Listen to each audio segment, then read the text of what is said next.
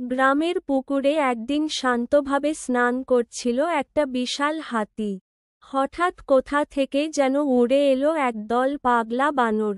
একজন গাছ থেকে ঝাঁপ দিল, আরেকজন মাথায় নারিকেল নিয়ে হাতির দিকে ছুঁড়ে দিল। হাতি তো অবাক, সঙ্গে সঙ্গে সুর দিয়ে শুরু করল পানির ঝাঁপ। বানরগুলোও কম না, কেউ পানিতে লাফ দিচ্ছে, কেউ আবার কাদার মধ্যে পড়ে হাবুডুবু খাচ্ছে। পুরো পুকুরটা যেন রণক্ষেত্র। ভিলেজার্স পাশ থেকে চিৎকার করছে, এই থামো, কাদায় মাছ ডুবে যাচ্ছে।